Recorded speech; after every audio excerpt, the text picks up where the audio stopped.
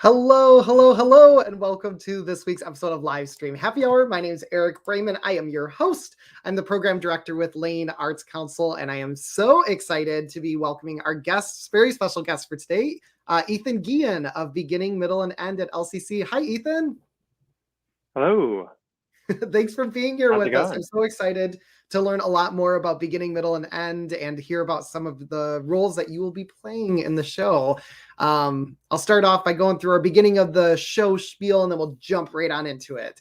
So for anyone who is tuning in for the first time, the live stream happy hour started about a year and a half ago now, to be able to make sure that we could continue connecting our artists and our communities together over the virtual network when in-person gathering was difficult.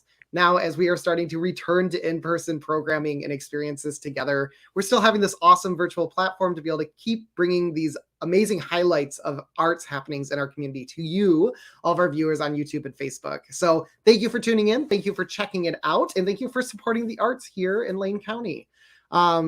The arts are thrive based on audiences, participation, viewers, as well as donations. So we want to encourage everyone who is watching to go please make a contribution or buy a ticket to a show or a venue that you care very deeply about to help us continue to thrive and, if not, expand beyond whatever we thought we were possibly capable of before the pandemic ever even started. So please go make a contribution, go see a show, go contribute to the arts here in town. Enough about me. Let's talk about one of these great shows that you could go see here in town, Beginning, Middle, and End at LCC. So Ethan, tell me a little bit about Beginning, Middle, and End that you all have put together there. And what role are you playing in the show? Yeah, well, first, thanks so much for having me. Thanks for having our show represented. And so the piece is, a part of the Lane Dance Company. I have two wonderful choreographers, Bonnie Samoa, who's the head of dance, and Sarah Nemechek, who teaches dance at the school. And this time we had the chance to also bring the theater department into the mix, which I'm a person who goes across both of them. And so it's been just like a really wonderful experience. And it was kind of interesting starting at this point in time, because when we first actually got cast in the show and started working on it, we actually didn't know whether we could have a performance or like a live performance. Mm-hmm. And so it was a little amorphous, like what it would become exactly at the start. And then of course, we found out we could have an audience, and that was, very exciting to everyone to actually feel a stage and have dim stage lights making you kind of dizzy. It's a wonderful, intoxicating feeling. Mm-hmm. Yeah, and is this going to be the first show back on the Ragozzino since the pandemic started? I think it will be. Yes, I think that's correct. Although that's if awesome. I have misquoted, my apologies. Well, it's probably one of the first ones, if not the first one. And so the Ragozzino is, many people have seen many shows there, from dance concerts to musical performances, theatrical performances. It's a staple in our community for the performing arts, and to see that stage be lit back up with students creating art that's what this is all about. So tell me a little bit about the inspirations for Beginning, Middle, and End. What can audiences expect when they come to see the show? Right. So the pieces are, I will say, inspired by various Shakespearian sonnets. Mm-hmm. And, I think within contemporary dance, we distinguish ourselves from interpretive dance, not to diss on interpretive dance, but maybe SNL has given it a bad name. So they're very inspired by, but not trying to interpret the work. And what was kind of interesting in the process is the first few rehearsals, when things were just sort of mushy and forming. Sarah and Bonnie knew the sonnets and kind of had a vision, but didn't tell us. It was a little bit down the road when we were told, I think on purpose, to avoid that, desire to, interpret or make anything too literal. But then it was this interesting reveal. It's like, oh, okay, now I sort of see where it's going and how they link together. Awesome. So you are performing dances that are inspired by Shakespearean sonnets, and then this is also paired with actors who are reading and performing the sonnets. Is that correct? That's correct. So basically, there's three dances inspired by three different sonnets. And then we have the actors, of which I'm doing a little bit of that as well, coming in between and, at times sort of interacting with the dancers and performing the sonnets, not just in sort of a, stand up like, I'm a Shakespearean actor and I will speak to you, but, making it more cohesive and organic with people kind of moving around and echoing each other. There's an interesting sort of like, Greek chorus thing going on at times. So it's been a really fun and interesting process to bring it all together. Sort of despite the current world we live in, I think it's brought us a lot of excitement and joy. And of course, we're very excited to share that with everyone else. Yeah, definitely. So knowing that the show is based on Shakespearean sonnets, I kind of want to dive into this a little bit because that's a really interesting thing. I think when people think of Shakespeare, they might think of Shakespeare shows. They might think of Romeo and Juliet or Hamlet or Othello or any of those big name shows, Midsummer. But what you're working with is actually the sonnets, which are the poems that Shakespeare wrote that are, there's a huge number of them that he wrote in his prolific writing period. So what have you learned kind of in this process about classical theater? Did you have had you ever worked with Shakespearean texts before? Was this your first time? I have in the past, actually, because Brian Heimbach, who teaches theater at LCC, has everybody start out on sonnets. So I was familiar with a number of them, and it's interesting. I guess thinking about it, it's like, okay, so the thing you learn about classical theater is like, what the heck did that mean?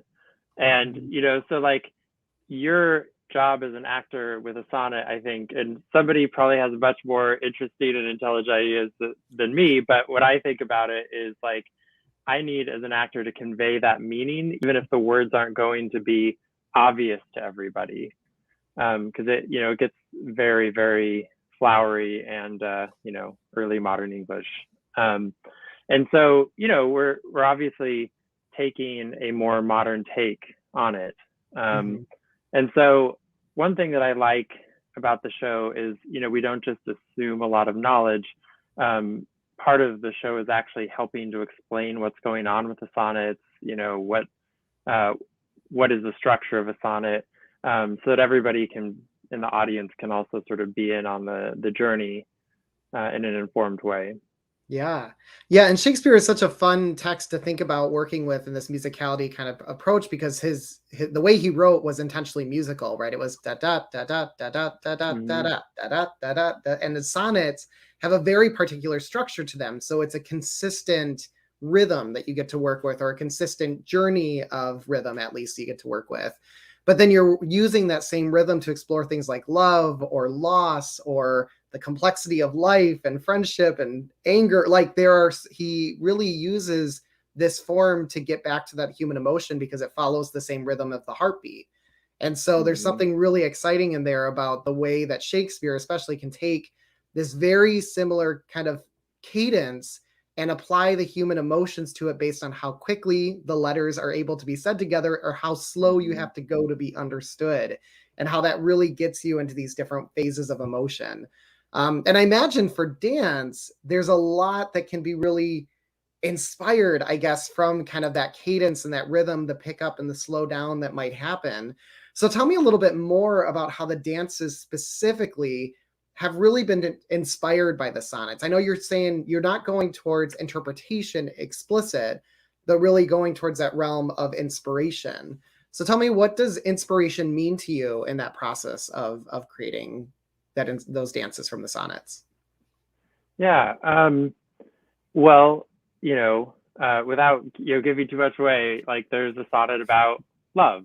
There are many sonnets about love, and like that deep connection between two people. And, that sonnet is very much about the consistency and really staying with somebody in a deep way. Not just like, oh, I'm so in love with you, like, let's hold hands and walk on the beach, but like, to be seen by somebody else, to just have like deep knowledge.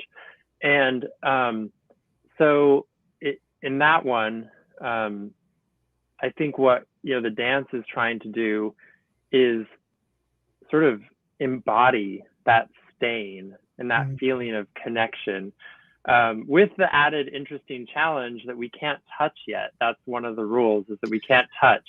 Right. So we're embodying that staying together and that link, that two humans can have, or three, or, however, in a poly world, however many number you feel appropriate for yourself.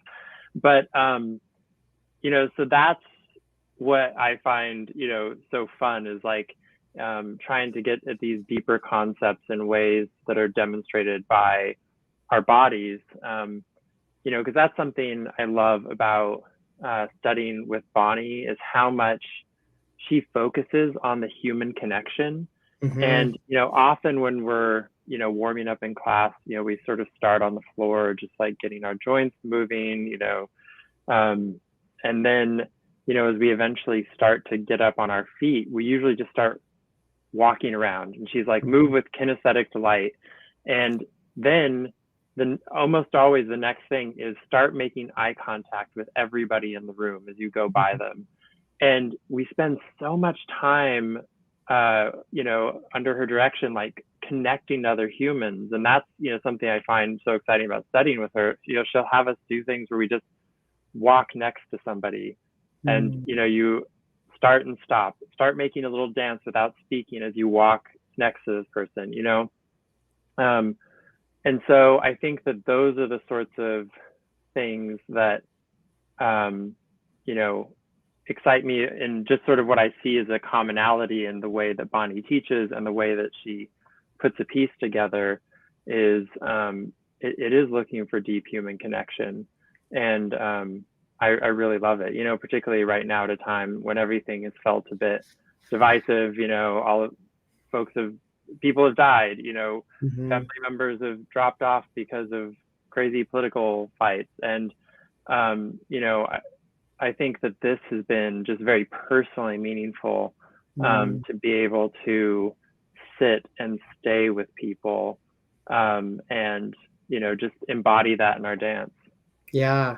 That objective of connection, and needing to fight against what we automatically maybe go to when we think about connection, which is touch, right? Touch is when you can feel that close to people, but we are still living in a world where that is still we are separated, right? We're meeting over Zoom right now, or like essentially Zoom right now. We're, at grocery store, still not seeing half of each other's faces, and in the classroom, still not being able to see each other's full faces. And to be able to think about, especially in how the arts can allow us, and dance being really especially equipped for this, to allow us to explore, what does it mean to reach across that divide, to still find that deep, meaningful connection, and allow ourselves to explore that physically, right? Because right now physicality is such an absence from our world right now. We are so virtual, and to be able to have this physical art form that is all about the synchronicity or asynchronicity of the folks who are together performing, there's something really powerful and exciting that is in there that I imagine is really touched on in a powerful way in this show. And yeah, having worked with Bonnie, she is someone who really goes to the human as like the center point for the creation. And what a thing we need right now, right? And to be able to have sonnets about love be one of those things that we can explore, because it's about the humanness is often what so many of those sonnets really touch on, is a human element, a humanness that we carry with us, that makes us uniquely human, that draws us towards and away from each other.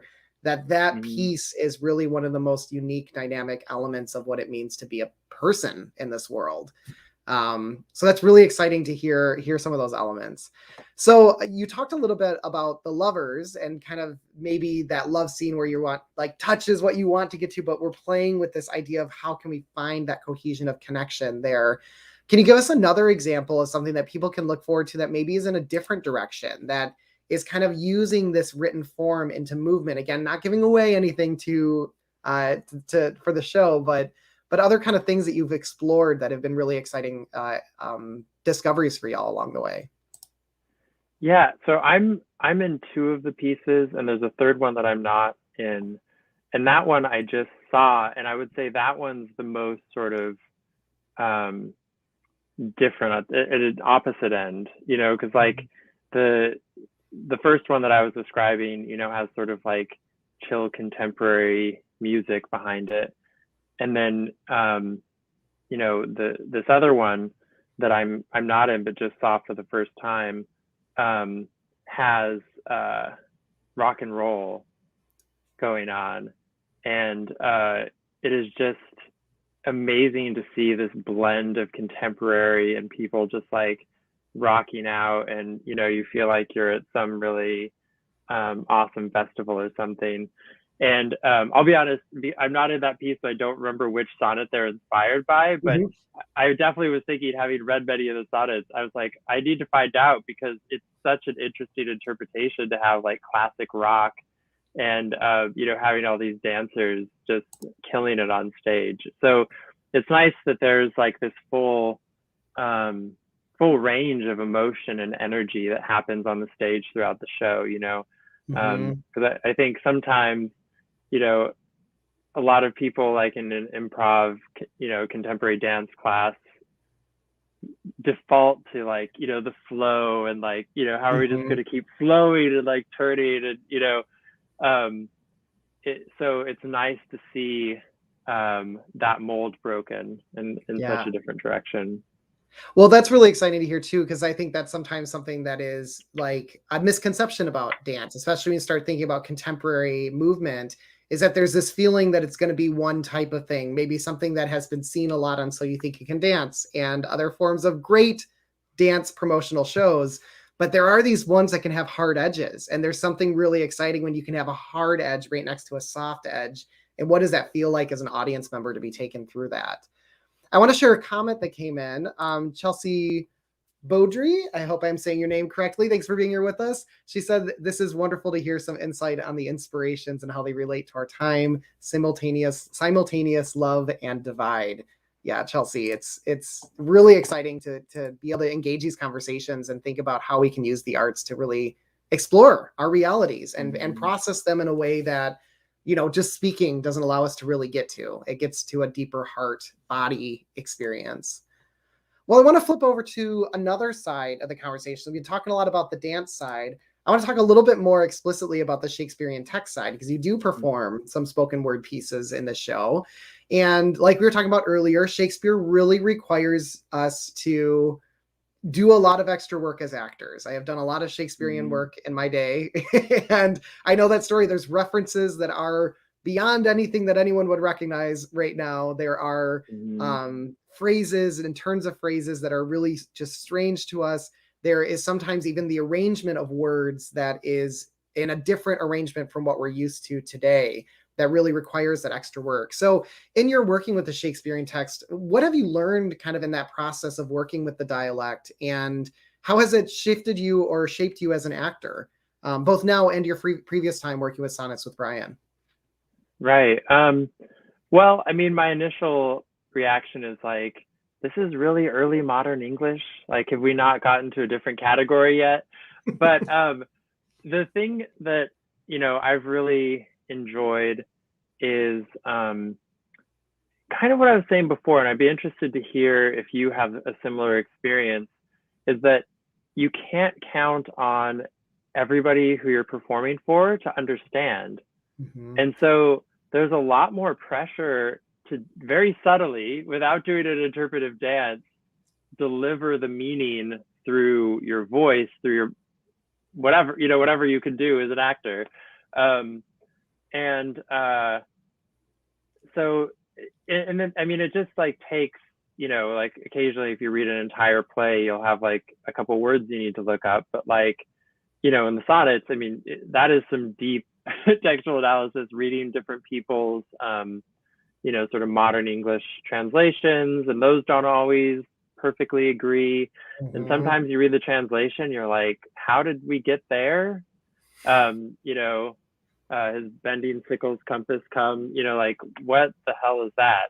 And so it, you know, it requires this, you know, extra layer of analysis, and it forces you to not be lazy. Like, you know, like sometimes, you know, you're like having a tired day and you can kind of phone it in. I just think with Shakespeare, it's really hard to do that. I mean, I say that as if I'm like, you know, on sets all the time. I'm like, oh, yeah, I know my lines. I'm a soap opera person.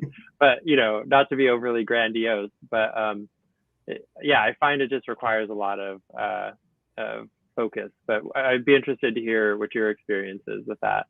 Yeah, I think you're completely spot on. It requires us to not be able to just rely on the words to express what we're feeling. We have to really embody emotion in a deeper way as an actor, because if the line is a sarcastic anger, you have to work a lot harder to get that sarcastic anger across versus just pure anger versus pure sarcasm, right?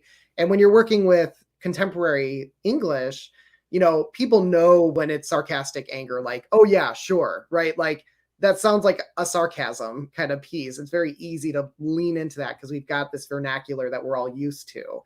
But you're using this Shakespearean version of, okay, yeah, sure. That is like, so it is 20 words long, and it is so much more than we would have ever used to say something like that.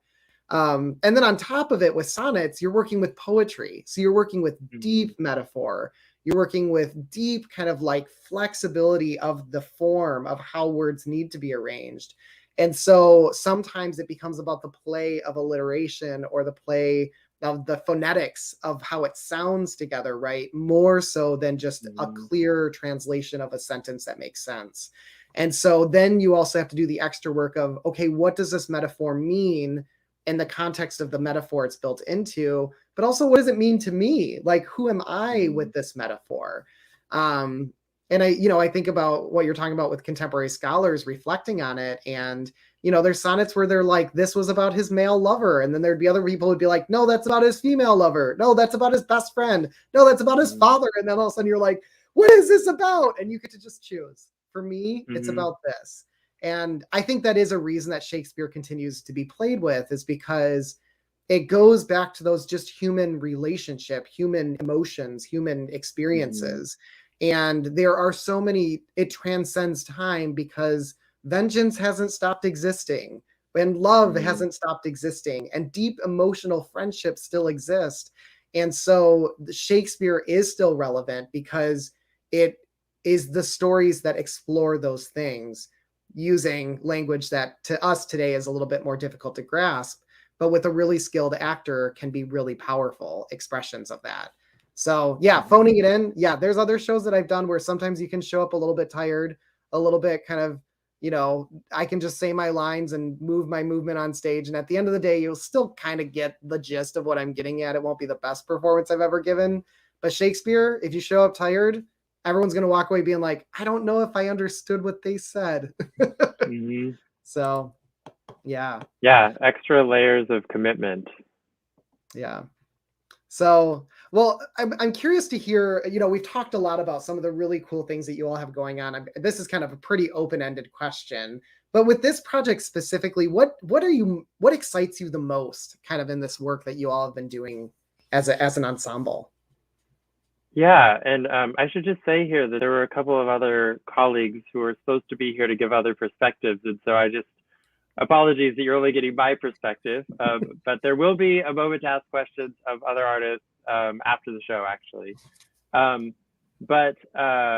So what excites me most about this project? So I am comparatively old. So like I'm 41. Everyone else in the production is between 17 and 20. And I had, kind of stopped dance sometime in college, so I had been away from dance for like 20 some odd years. And I had just decided to pick up, just before COVID, to pick up hip hop. And so I was there just doing a hip hop and a theater class with Brian. And then I because I was around, I saw that the, Lane Dance was going to do a performance, and I love seeing dance. It's just one of my favorites. And I went, and I was just blown away at the level of artistry that came out under Bonnie's direction. Obviously, there were many incredible performers and poets and many other choreographers involved, but seeing that piece, I was like, phew. And it gave me the same level of excitement that I've had some, like in New York or in Brooklyn, watching Mark Morris and his company. And I was just so moved, and I was like, why have I not been dancing? I need to be a part of this. And it was profound for me. I had even been thinking about, like, should it move up to Portland or something else? But I was like, no, I want to be a part of this. Like, this woman, Bonnie, whoever she is, like, has something going on. And so, so then COVID happened lockdown happened immediately after that. And then, I saw this term classes were going to start being in person again. And I was like, okay, I need to go learn from this amazing person. And so just working with Bonnie, and of course, Sarah, who's also amazing, and, the other dancers who, are also absorbing, like, that ethos that Bonnie puts into the program, which is just so beautiful and caring and connected. And, so that, just being a part of it, because I was watching it on stage, and I was like, that is something I have to be a part of. And yeah, I'm thrilled to be a part of it. I love that. Well, I love So hearing lucky. your story about how you kind of found your way back into dance. And this is often what happens, I think, with artists, because you couldn't not, right? That it was in this drive was in you to return and be there. And I guess this is also one of the kind of like propaganda for community colleges. This is why community colleges are so important, because they create a space where no matter where you are in your life trajectory of learning, it's a space that is welcoming of all experiences and all approaches and backgrounds. Or at least that's what it strives to do. It's not always perfect, of course, and there's still feelings of alienation that exists on community college campuses. But having a dance department at a community college creates access for folks who are in similar kind of timelines of their life that you're in. Going back to UO for dance would be a lot harder, I imagine, than going back to LCC for this kind of study and experience and exploration and fulfillment. So that's really powerful to hear what drew you in, but also how you felt kind of really that this piece of yourself was getting met through that process. And also to have somebody who is so inspiring at a level like a community college. I think it's more common than people think that there are these really phenomenal educators, artists, instructors that are at community colleges all across the nation and beyond, that are the people who are inspiring the level of art that is essential for those higher levels of art to exist, right? The exploration, the risk-taking, and the community building that exists on this level, it trickles, it expands, and it goes outward. It comes inward as well. Bonnie is inspired by so many other movements, of course, and I think she could, if she was on here, she would be speaking to references, I'm sure, beyond anything that we can even comprehend, because I know that she has that reference in the back of her head of the people who have come before her too and are working in parallel tandem with her. But there is something really unique in that I think sometimes is an unfair rep that community colleges get, is that it's just a space where people go and just do a little bit of art. But actually, no, people go there and do really deep, meaningful art, and create really powerful work. So thank you for sharing your story. Those are some of the things that I heard from it. Any thoughts that you have kind of in response to it? No, totally. I mean, I'll just, like, I've moved here from places with, art scenes, and spent a lot of time in New York. And, I have just continually been so thrilled with the art that's being created in Eugene. Like, I went to see Funhouse, that Brian Heimbach starred in, a few months after I had seen it on Broadway.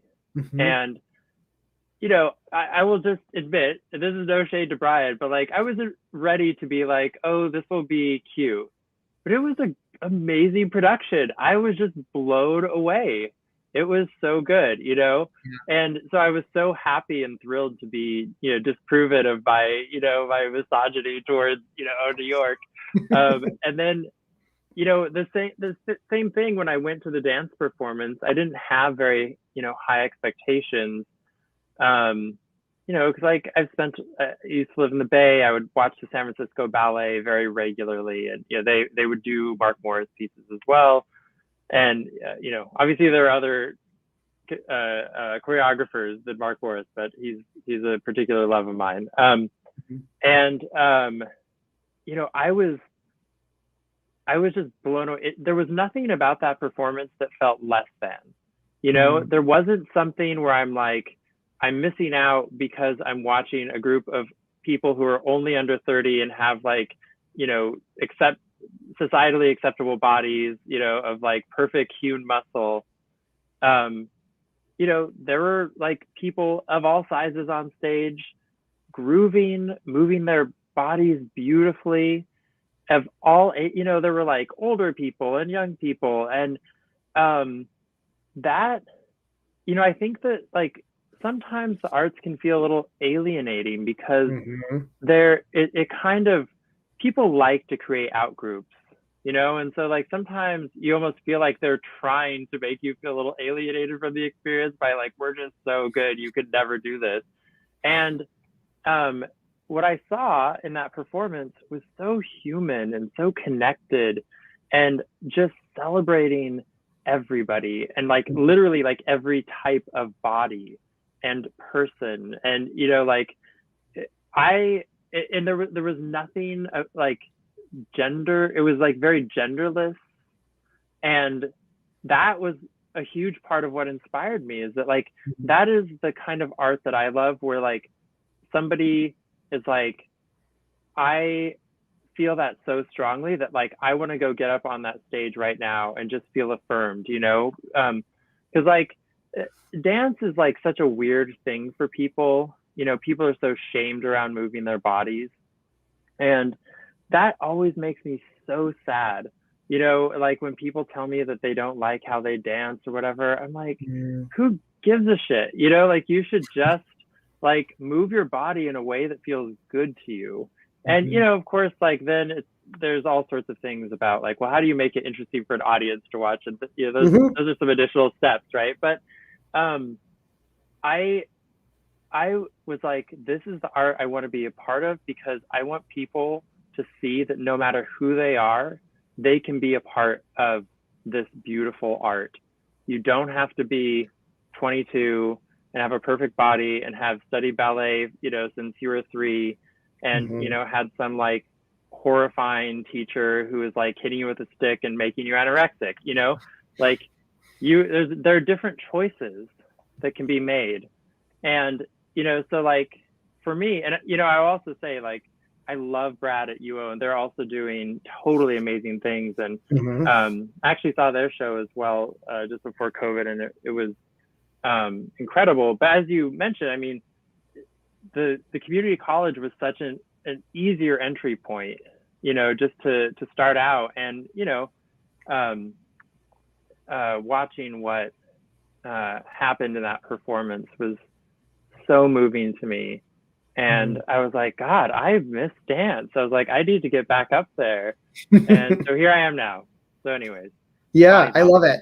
I love how you touched on those pieces of how like dance and all art forms can be this sense of exclusion because of sometimes the perception of required training or required skill set to even be perceived as practicing the art.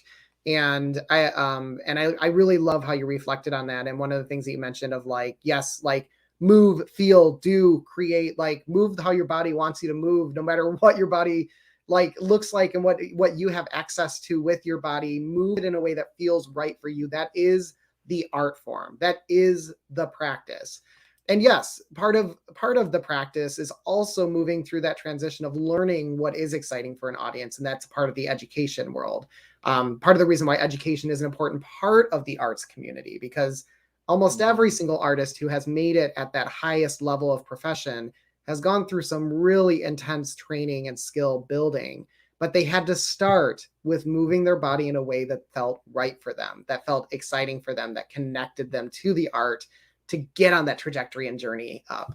And the practice here today of people who are entering into it for the first time or returning after a hiatus is just as valid, is just as essential to the success of the art form as those highest level trained ballerinas. It exists in the same bubble together. It's just different modalities, expressions, and final outcomes of the art form.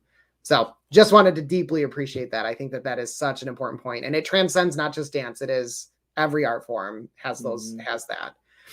Well, I want to talk a little bit about the really unique collaboration, and especially for you as somebody who kind of came into both the theater and dance world when you were coming back to LCC for study. What kind of inspirations have you all uncovered bringing the theater and dance department together in this dynamic way? Well, it's been interesting to see, like actors don't always immediately think about moving their body in the same way the dancers do. You're thinking about like, what would my character be doing? Like, am I throwing my hands in the air? Or like, am I twiddling my thumbs on purpose? Or, whatever. But it's been fun to like have that sort of meld together.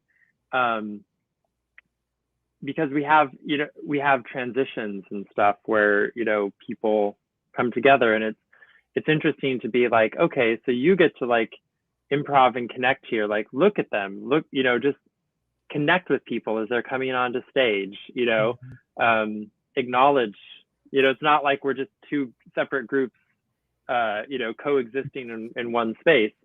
And so that sort of thing has been really fabulous. And then I think, also, it's fun to, hear people act out and perform, the sonnets. I mean, that's just like, as a dancer, that's just like really fun to have the folks come on stage and to interact in the ways that we do. And, give another shape of meaning to what's happening in the body. Because it's if you just did the dances without the sonnet, you might end up at a slightly different meaning. So they inform each other in a really nice way. I love that. Yeah, when I think about like collaborations of theater and dance, people always, I think, default, and I think a lot of departments default to musical theater, right? Musical theater is one of those worlds where dance and theater are essential to each other because, when you're doing a musical, almost always, except for a few rare exceptions, there's some form of deep ensemble dance as a part of the spectacle. And what you all are playing with is moving into this realm of this deep appreciation and acknowledgement of dance for dance sake, theater for theater's sake, dance and theater for dance and theater's sake. And there's something really powerful and exciting in that. I had the opportunity of directing the Essentials at Lane Community College last year, and that was a collaboration with theater and dance, with storytelling specifically, and kind of dance inspired by, informed by, and paired with the storytelling. And we had some music in there too. Which music is almost always part of all of these things. Intersectionality between all the arts, always. They're blurry lines usually. But there was something really exciting in that. And I remember in that process of working with storytellers, that working towards that story, yes, there was a really powerful, well-structured story that they presented, and they performed it beautifully in the recordings they were putting together. The second we started having these movements and these beautifully recorded dances paired with it, when you're talking about a monster in the story of this like inner voice that's a monster, it has a different meaning. It went to a gut space versus like this kind of brain space, and it completely transformed the way that people, I think, viewed and heard the stories, because we were taken to a guttural space because we watched bodies in this monstrous kind of way move in this monstrous way with bright red light, and in this dingy, dark, kind of dusty room, there was this element of dance that was dance for dance sake that transformed completely what these stories sounded like. And that's a really exciting thing, especially with something like a sonnet that can be really difficult to fully understand exactly what are these words saying. To be able to have the actors and some dance interpretation pieces of it, it gets us to a space where we don't feel like we have to say, oh, that word means this thing. Instead, we can start to let ourselves go into that really back interpretive, metaphorical part of our minds and spirits and brains that can really just go, oh, it's that. I don't know if I have a word for it. Oh, that's cool. There's something really exciting when you get into a space that makes you go, I don't know if I have a word for that, but I feel it. And I imagine hearing what you're talking about there's a lot of that's gonna come out in this show. Yeah, I really like how you put that there is dance for dance sake and theater for theater's sake, that it's not, because it's interesting, like in musicals, as you're saying, like the dance is very related to the words, and here they just happily coexist. That's a great insight. Yeah. Well, I guess I'm curious, we're getting close to kind of our finishing here, but what are you hoping that audiences take away from this production? That's a good question. I guess first and foremost, I would just say like the delight of having experienced something beautiful. But then in addition to that, like a feeling of human connection, just like as beings walking this earth, that like the folks feel closer to those around them, to the world, to their community. I think that those would be great things. And also if somebody like me is in the audience and has been just kind of like out of the cycle for a decade or two, and just feels inspired, just even if it's just like to go out on the dance floor at, Blair Alley and like, shake your groove thing. I hope, people feel empowered to be the artist that is inside of them, because there aren't right or wrong. There's just like, how can you express yourself in this way that's not just, what you chitter chatter, or kiki with your friends, but, through your body, through your voice, through, visual means. I hope people just kind of walk out with a good vibe. Yeah, absolutely. And I think that, returning to the theater, returning to being in the audience and just taking in, it's not that art and theater and dance didn't exist for the past 2 years, but they existed in a form that we weren't able to appreciate in this way. And that's a really exciting thing to be able to return to appreciating it in this way together. There was live production happening. I don't want to discredit anything that happened, because I did a lot of work with folks who created some amazing things these past 2.5 years. And there is something really exciting about getting back in that space and just being together and feeling that person who's next to you, who is experiencing what is directly in front of you. And there's nothing like a live performance to really just touch a part of you that's inside of us that longs for that connection, that longs for that human to human understanding. And it really, really pulls it out. So I'm so excited. I'm so excited for it. So, okay, Ethan, tell us all the details. How do we make sure that everyone who is watching this can make it over and watch this amazing performance? Yes. So it's at the Ragozzino Performance Hall on Lane Community College's campus, 7:30, Monday the 29th. There will be, of course, mask required because it's indoors. Suggested donation of $5 to $10, but nobody would be turned away because they don't have funds. And the Ragozzino is a little bit hard to find. So I would suggest Googling the Lane Community College map, campus map, before you go. But other than that, it should be pretty simple, and hopefully you'll come and we can all be cute together. Yeah. Yeah. The Ragozzino, when you get out to LCC, if you can direct yourself to the theater building and you start walking around it in a circle, eventually you will find the entrance. It is there. I promise. Yeah. And I love what you said, the $5 to $10 for suggested, but remember, for everyone who's listening, you don't, this is accessible for everyone. Nobody will be turned away. So please go out in support of these incredible community members and students who are in professors and instructors were all coming together to make this amazing production, something completely original that will never exist again, because this is the original creation of the team that is there in that space. So this is a unique theatrical experience, unique dance experience. Also in the comments here, you should see a link to where you can go buy tickets right away. So you can go click on that and buy your tickets and reserve them right now. So that way you don't have to worry about it at the door. But of course you can just show up day of and get in there. Thank you so much, Ethan, for sharing your insight, your thoughts, and I cannot wait for your production and your experience to be there in front of a live audience with all the work that you've been doing.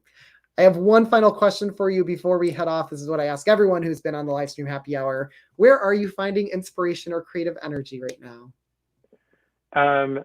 We're here on HBO. If you haven't seen it, it is such a good show, so full of humanity. It's not a show like calling out, making villains of people. It is like trying to bring people together in such a beautiful way, using the art form of drag and humor, and it's just be ready to cry every single episode. It's absolutely beautiful. You just touched on I love drag. I love Drag Race. I love Bob the Drag Queen. I love Shangela. I love Eureka.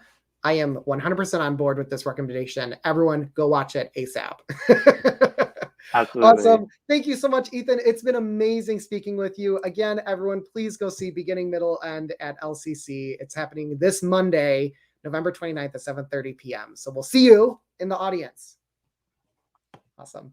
Bye, y'all. We'll be back again in a couple weeks with another Livestream Happy Hour. Until then, adieu.